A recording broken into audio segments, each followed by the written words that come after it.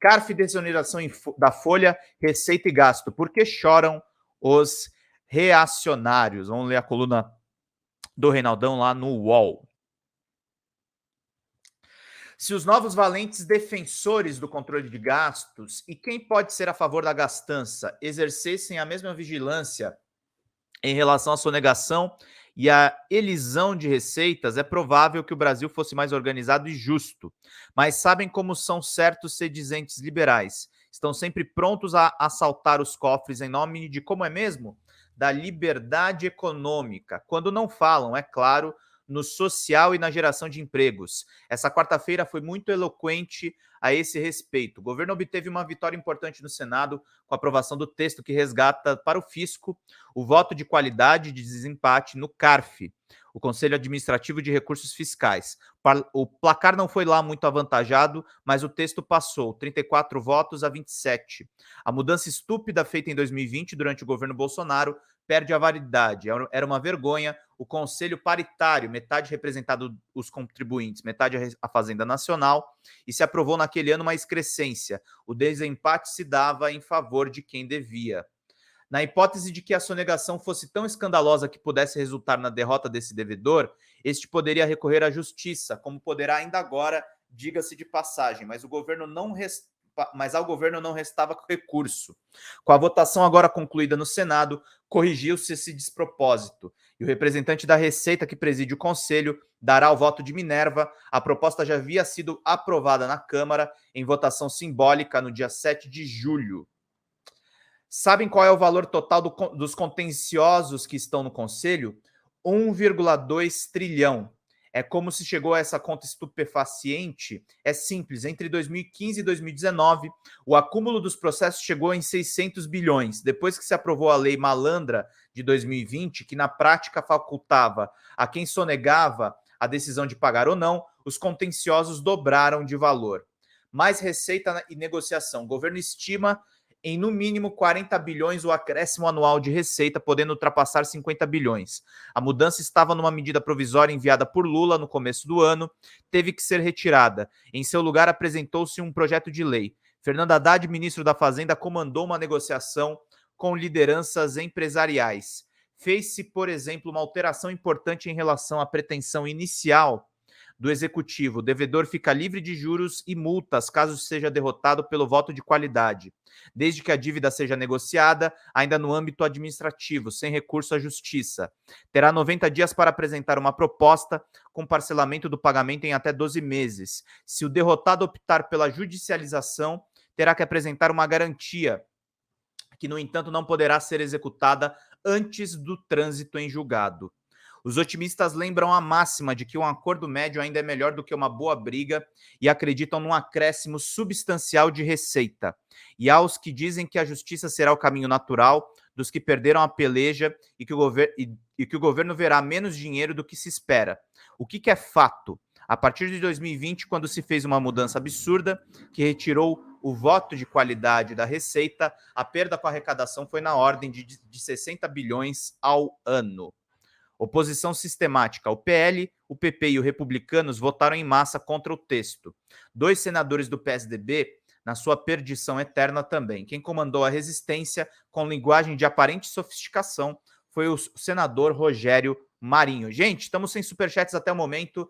Pinguem superchats, ajudem a manter aqui a nossa live, gente, que a gente precisa da ajuda de vocês. Precisamos bater aí 100 likes também, que é de graça. Inscrevam-se no canal para vocês conhecerem melhor os novos trabalhos que a gente vem fazendo por aqui, gente. Vão curtindo e vão compartilhando, vão curtindo e vão compartilhando, vão curtindo e vão compartilhando, meus queridos e minhas queridas, para todo mundo ficar por dentro de tudo, gente.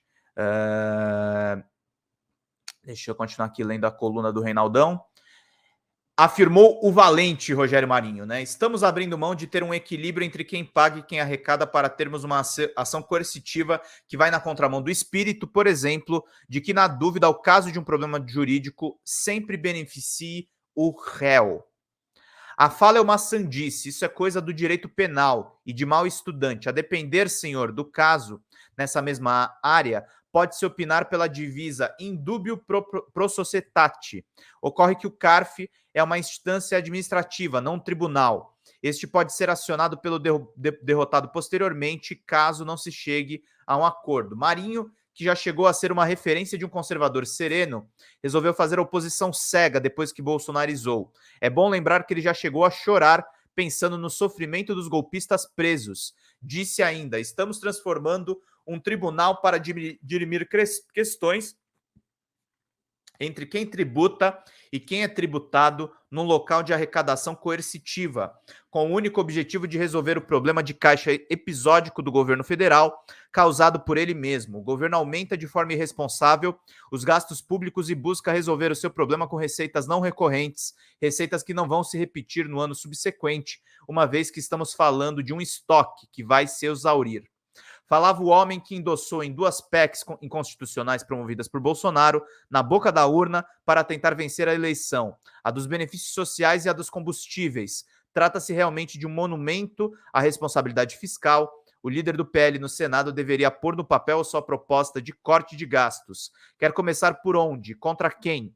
Chegou a hora de ser claro. Ademais, o CARF não é um tribunal. Mas a dinâmica do estoque de pendências tributárias no CARF indica que é falsa sua tese de receitas não recorrentes.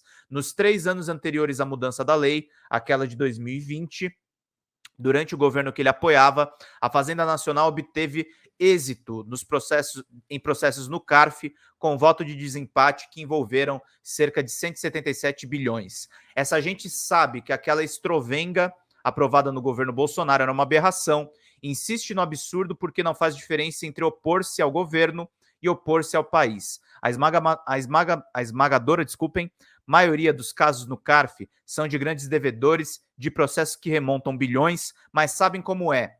Eles querem cortar gastos, afinal, para alguns potentados morais, o problema está na gastança irresponsável na área social. Eu estou me surpreendendo muito com as colunas do Reinaldo, viu? Isso aqui, claro, é uma defesa do Haddad, mas está muito bem fundamentado.